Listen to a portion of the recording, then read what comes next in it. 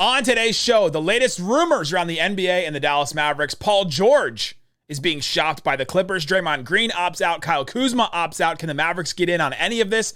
And who are players that the Mavericks would absolutely have to draft if they fell to number 10? Talk about that and more on today's Locked On Mavs. I'm Luka Doncic, and this is Locked On Mavericks podcast. 10 Mavericks, NBA champions. It's good, and the Mavericks have won the game. If you don't believe, you shouldn't be here. Loyalty never fades away. Welcome. You are locked on to the Dallas Mavericks. My name is Nick Angstadt, media member and NBA channel manager for the Locked On Podcast Network, your team every day. Thanks for being part of the show, making Locked On Mavs your first listen every day. Join the Raccoon Squad, be an everydayer, subscribe or follow for free. Just search Locked On Mavericks wherever you get your podcasts or on YouTube. But the best way you can help us grow the show is to listen every day on any platform and comment anything below. Let us know, how many players would the Mavericks have to take if they fell to 10 in the draft? You can say Victor, you can say Scoot, you can say, just list the players below. I'm curious. This episode is brought to you by FanDuel Sportsbook, official sportsbook partner of Locked On. Make every moment more. Visit FanDuel.com/Locked On today to get started. If you want to support the show, get text from us, get text alerts from us on rumors and stuff throughout. I sent the the roundup of all the mock drafts today and who the Mavericks are taking in all the mock drafts. Subscribe to our subtext. Click the link in the description below. We appreciate it. Help support the show. And joining me, as always, my co-host, writer, and contributor at Mavs.com, the draft week wonder, the one more thing king. What you got for me, Isaac Harris? Man, most of you listen to this on a Wednesday. That means tomorrow's draft day. Oh, let's go. Such a fun you. day. There's less time till the draft for you than us right now. Want to give a shout out off the top to our guy, Rafael Barlow. RB. Who's on the pod with Mark Stein and Chris Haynes and talking about the draft. And it's always cool, whenever you can, or it's not very often you get to hear some of the main reporters who cover the league ask, another person like, hey, what are you hearing on this and on this possibility, on these trades? And it's just really cool to hear Rafael on there and hear all the different, there's so many different mock drafts out there right now. And even, your text today sending out to everybody, it's just wild, the discrepancy of the differences. Where some of the prospects are, so you can find that prospect mocked at 9, or you could see the same prospect mocked at like 19. It's a wild time right now. It is. It's a great time. I love this time of year. Also, if you are out there, you live in the DFW area and you own or you manage or you have some kind of stake in a bar, a coffee shop, a place where people gather, we're looking to do a live show somewhere. So we've got some connections. People have mentioned Rollertown. It's a little far away. I don't know if you've ever looked up where Rollertown is, our friends Ben and Skin. But if you got some place that you own or manage or anything like that, let us know. DM me on Twitter and let me know, or tweet at me or whatever.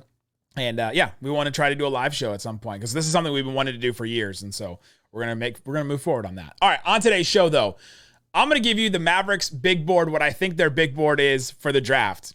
I had some consultants on this, and so I'll go over it. We're also gonna talk about how many players the Mavericks would absolutely have to draft if they fell to 10. But let's start here.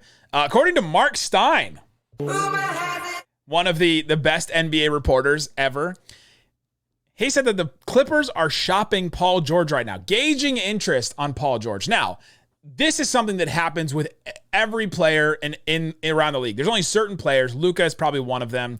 Giannis is probably one of them. Curry is probably one of them. That GMs don't do this. They don't canvass the league on how much can I get for Luka Doncic. Nico Harrison doesn't need to know that. The answer is all the things. But there's most players in the league, you're calling on players all the time. And so sometimes when you see this team is gauging interest around the league. The Mavericks are gauging interest around the league on Dorian Finney-Smith. That happened before he was traded. They were trying to see how much can we get for him, and then they end up trading him. GMs talk all the time. So if one of those leaks where, hey, this team is gauging interest on this guy, it doesn't really perk my ears up, but this one did. Yeah, because, we're under 48 hours, from the draft. Some of you listening to this, and it's literally like 24 hours. And to hear there's the big names out there so far of moving up in the draft for a Scoot or Brandon Miller, and you hear the Zion Williamsons, the Pascal Siakams of the world, and to hear Paul George's name kind of thrown in there, I think it makes sense on paper because, I mean, the Clippers, like if the Clippers just totally blew it up right now with 48 hours to go before the draft, it'd be pretty wild, but honestly kind of smart because their payroll is just like insane.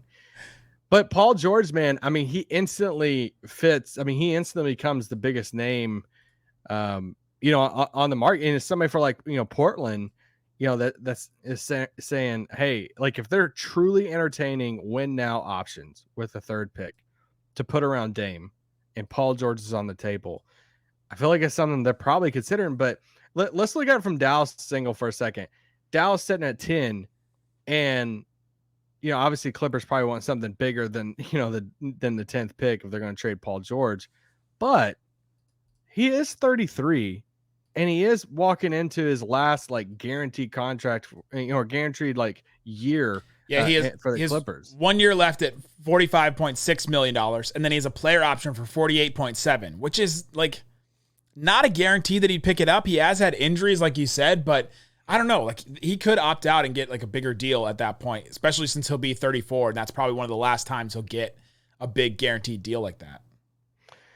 So it's pretty wild to think about it that way of, man, even if you're like Portland, Paul George is 33, to give up Scoot Henderson for Paul George. I mean, I guess you do it because it's Damian Lillard, but he's a little bit older than I think a lot of people are probably thinking about. Yeah, just turned 33 in May. He's also played 56 games last year, 31 the year before that. Those were both 82-game seasons. He played 54 games in the 72-game season, so only missed like 20 there. But then played 48 in the shortened COVID season. And so he's missed like 20 to 50 games every single year for the past 4 years. So he's missed a bunch of games. He's been inconsistent for them, and even when he has played, he's not always been like this guaranteed, oh, he's apex, one of the best 5 to 10 like, guard wing players in the game. He hasn't necessarily been that. I've listened to Locked On Clippers enough to know him and bemoan his Paul George doesn't get up for big games and all kinds of things that he's been dealing with. But he would be like Luka, Kyrie, and Paul George. That's a trio that you can get behind. That's a trio that, okay, I would feel better about that one maybe than the Suns one. Would you? Yeah. Just on paper, like on the court. Yeah. The problem is it can't happen. In the same way that, the Suns get that big three done, they're going to be so like hamstrung on that contract for so long. And Bradley Beal's contract is bigger than Paul George's, which is wild. So here's one reason you could try and do it, which I don't think the Mavericks have enough to give up to do this, to your point. Unless it's they do a Kyrie plus something for Paul George. Like I don't even think the Clippers would do that. But if you do it, the issue with the new CBA and the second apron, it's like 2 years from now that you'll deal with those ramifications. Paul George would be off the books by then if you only sign him to this deal and he picks up that option. And so if you're going to do something crazy like this would be the year to do it. Like, hey, go in, do something crazy, and then get out of it in a year or two. It could be a sunk cost. But if you try to put together a package, like I don't think the Mavs have enough for it. Yeah, I agree with you because I think if the Clippers are going to trade Paul George, they're going to want, they're probably tearing it down, right? Like they're not looking around. Like they're looking for younger pieces, and honestly, probably do better than Dallas's best asset right now is the 10th pick. So if you're the Blazers, do you think about this? Because the Blazers have been in the news a lot. Their Jake Fisher, friend of the pod, just reported that they're looking at a huge offer for Bam Adebayo. And you're like, okay, cool. He just went to the finals and is like a foundational piece for that Heat team. So what if they look at the Clippers? Is there anything around the third pick? Probably Scoot Henderson now that Woj reported that the Hornets are taking Brandon Miller. Scoot Henderson, do you have to add anything to that, or you just do it straight up? I mean, you got to add salaries to it. So Sure. It has to be Simons. But even after that, I mean, he makes $40-something million, so it's probably Simons, Nurkic, that gets you around the 37 range probably. And then, a Nas Little or something along with the third pick. Yeah, and I mean, you're ultimately asking Dame is like, hey, is that enough? Is that what you think? A lineup of Damian Lillard, Paul George, Jeremy Grant. Do you think that's getting you to the top of the West? I honestly don't think so. Nurkic and Simons and Nas Little gets them right to like actually $2 million more than Paul George. Yeah, I think you may be able to take Nas Little out of it. It'd be like 45.6 going to the Blazers and 40.9 going to the Clippers. Plus you get the salary of the draft pick. Like, that's interesting. Honestly, I wouldn't do it if I was Portland. I mean, I think the young guys is a little enticing. Lillard, Paul George, and Jeremy Grant. That's not enough. And then what else? Shaden Sharp's still there. Yeah, but it's kind of it. All right, coming up, let's get into some more rumors. Draymond Green, Kyle Kuzma, what's going on with them? The Suns can't find any value for Ayton. Should the Mavericks look back into that? We'll talk about all that and more coming up.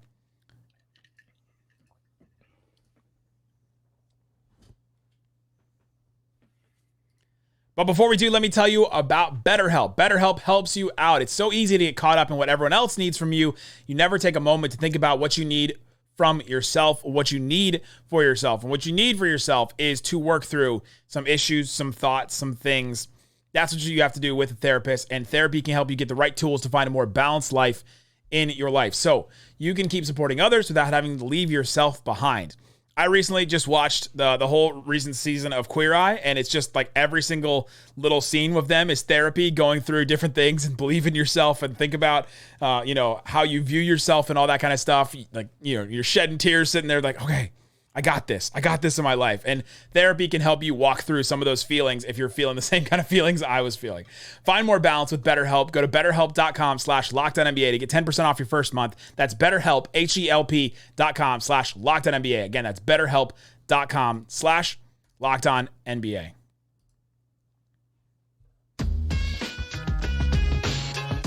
Thanks everybody for hanging out with us on Locked On Mavs, being part of this show and supporting every day. We appreciate each and every one of you. Go listen to the Locked On NBA mock draft. Great stuff on the Locked On NBA feed, the Locked On NBA Big Board feed. Also, go listen to Locked On NBA Big Board every day this week. Raphael's killing it. He just did his mock draft. He did like the entire first round.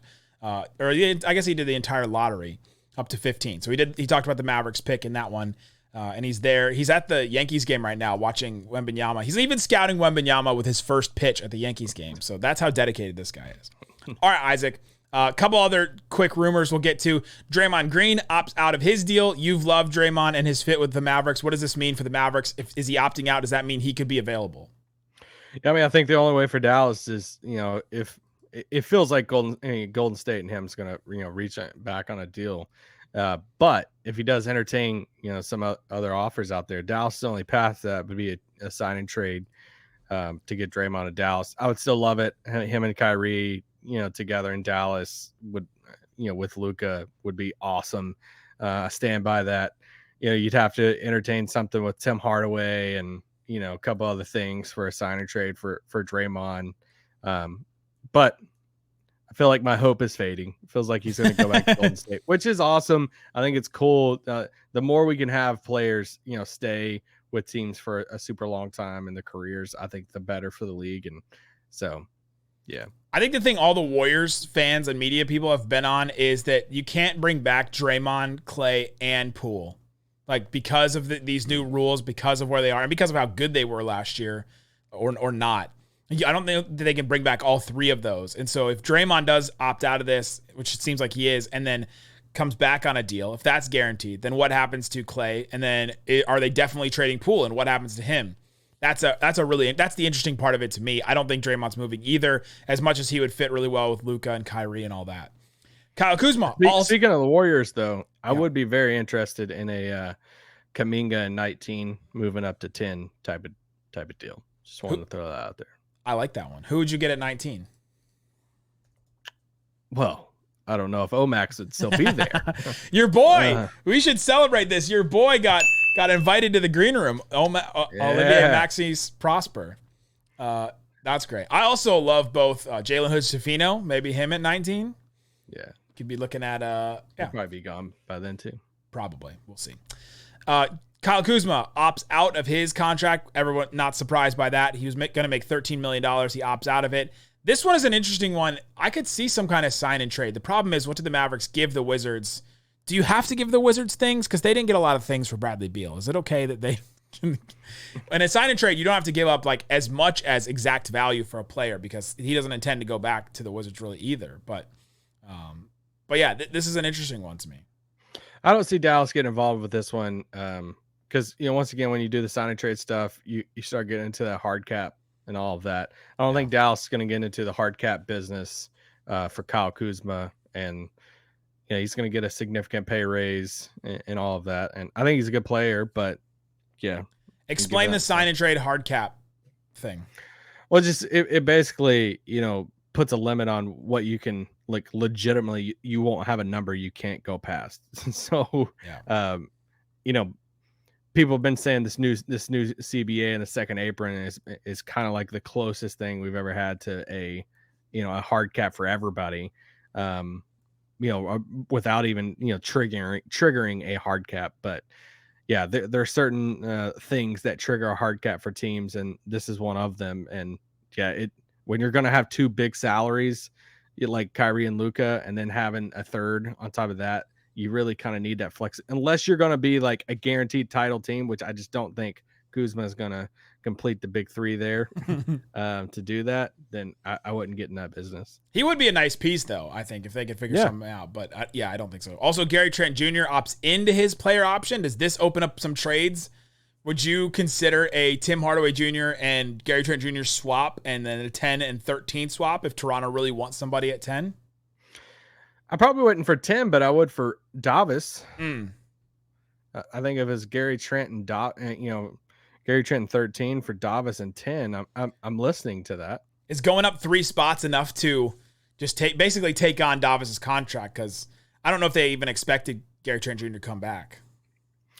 Well, I think it depends on who's there. I mean, we're about to talk about big board stuff for Dallas, and as you start hearing names like Koulibaly and Derek Lively, and I mean Kobe Buffkin for some people, like one of these other dudes it's going to fall if one or two of these dudes move into the top 10. Right. So if you get a guy who's there at let's say Toronto loves Derek Lively, or let's say Cam Whitmore is at 10, or something like that, and Toronto's like, okay, yes, we really want that player. I'd probably want a little bit more than Gary Trent just because he's on an expiring contract.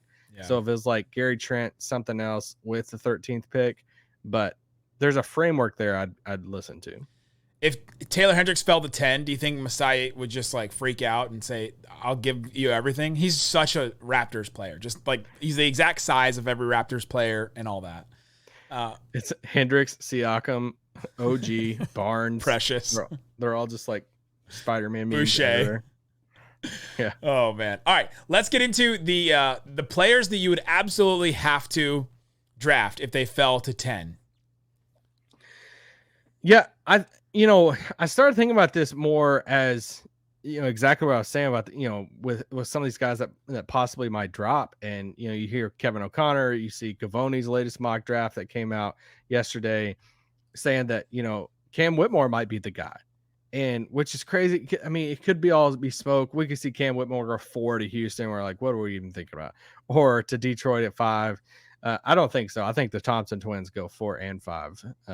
Amen and Asar. But very funny, all this talk and then they go there. But it did make me think about it though, because I do like Cam Whitmore a lot, and I'm like, I've been in this camp all along of, hey, you got to move back a few slots if you can and pick up a veteran asset, pick up a Clint Capella, pick up a Gary Trent, pick up some somebody like that, and still add a young player.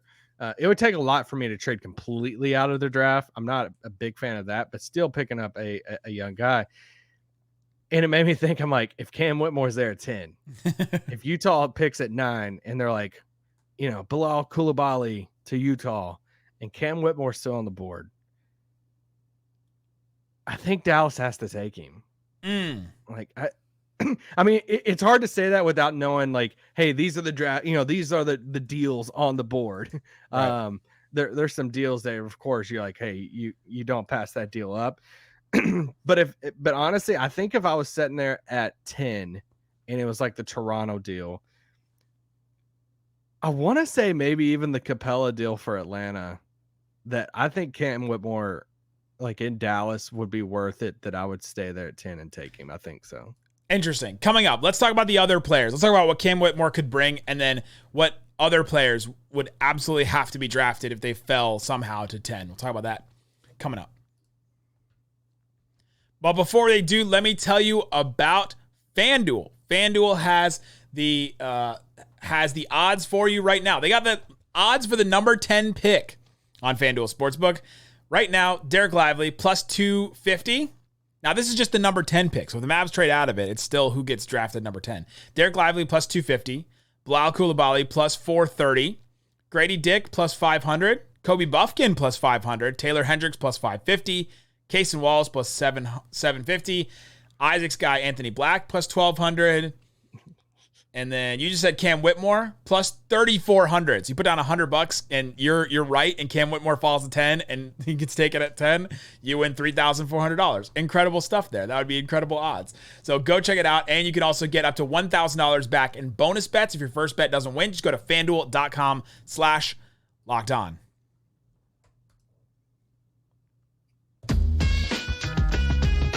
All right, Isaac Harris, we're talking about players that the Mavericks would absolutely have to draft if they fell to 10.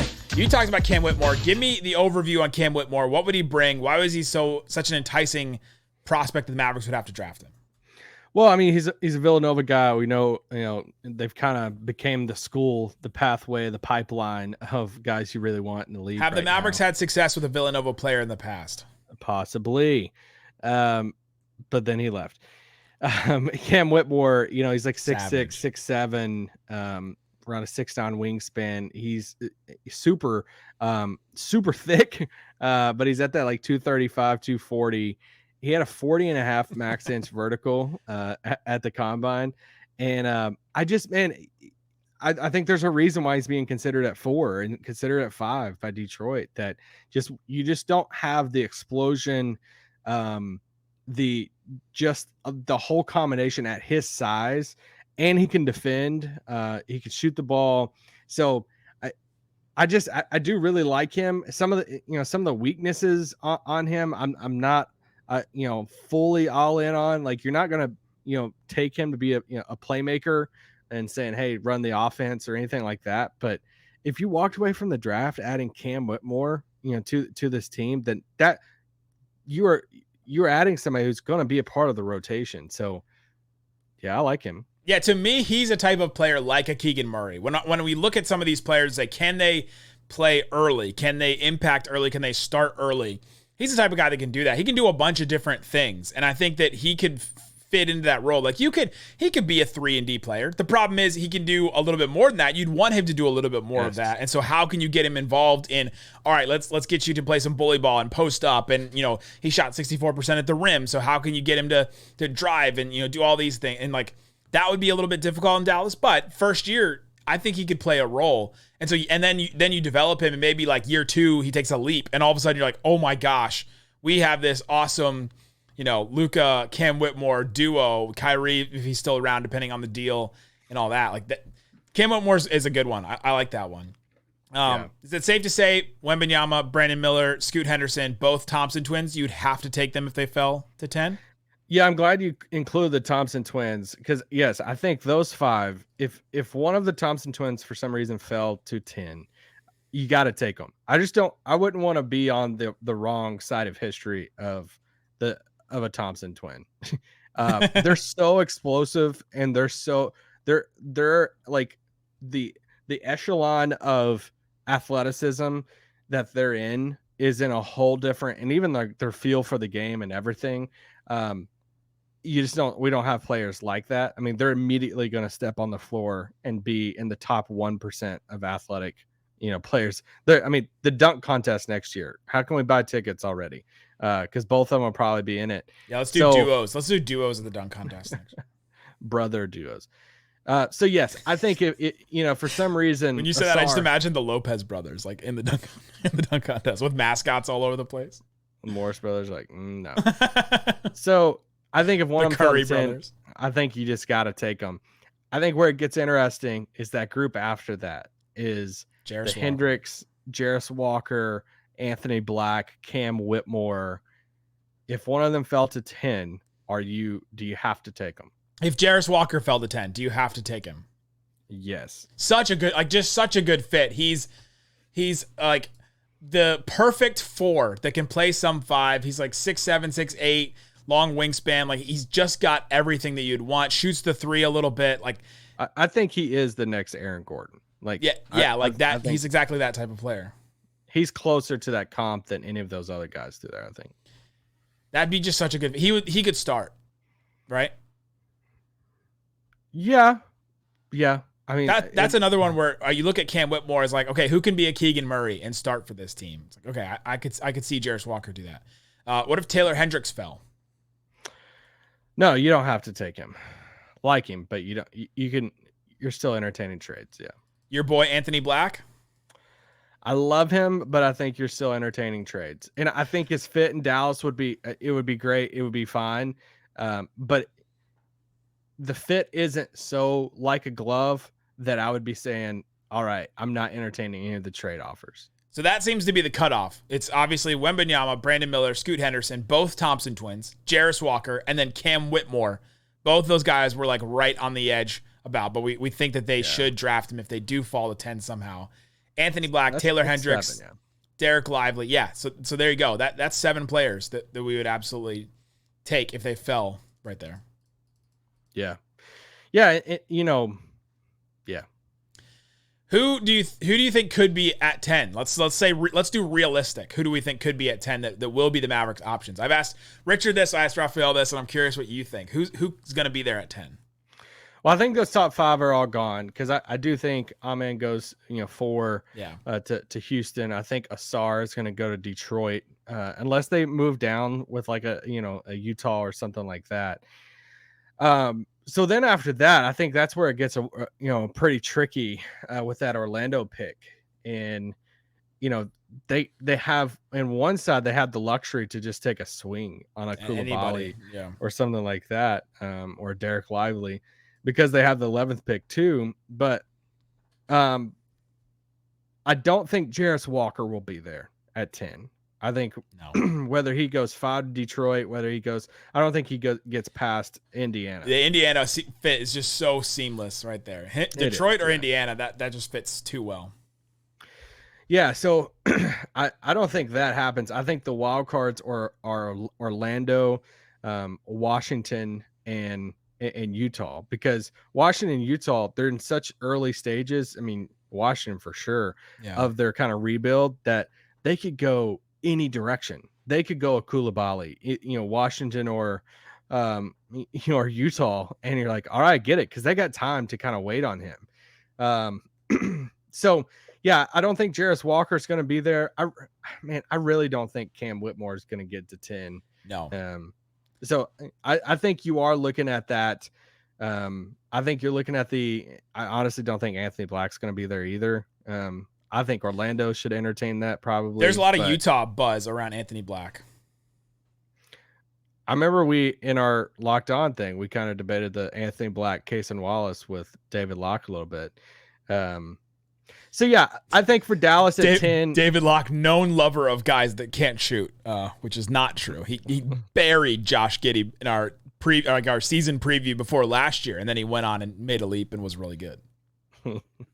I think for Dallas at 10, you're looking at the group of players. You're looking at Taylor Hendricks. I think you're looking at Derek Lively. I think you're looking at. I think if one of those top 9 players that you're saying, hey, could drop out of that top 9, it's probably Taylor Hendricks. But it's Hendricks, it's Lively, it's Grady Dick, it's Case and Wallace, which Case and Wallace I've seen like 15 in some boards or something like that. So. But that's the thing. It's like some of these names are gonna have to drop a few slots. It's I think it was Haynes or Stein one that asked Raphael, is like, hey, why do you have Hendricks falling a few spots like 12 to like OKC? What is it about him? And he was like, it's not really anything about him. He's nothing he's done. It's just somebody's got to drop. Like if a Koulibaly goes up or a Lively goes up, one or two of these names have to drop. So I still think I think we're going to get a trade on Wednesday with something with the draft order, and then everybody's going to have to do all their updated mocks and all this stuff. So it should be a wild draft night. We have a show 5 days a week and 7 days right now through free agency. So stick with us. Again, if you are an owner or an operator of a bar or a coffee shop or somewhere, we want to do a live show. So hit us up. Let us know. Go listen to Locked On NBA Big Board. Go listen to the mock draft that we did. Excellent stuff. We'll be back tomorrow. I'll probably do the Big Board stuff tomorrow. We'll see what we have time to do. We ran out of time today, but we'll do the Mavericks Big Board tomorrow. And obviously all the draft rumors we'll cover. Guys, thanks so much for listening to Locked On Mavs. Peace out.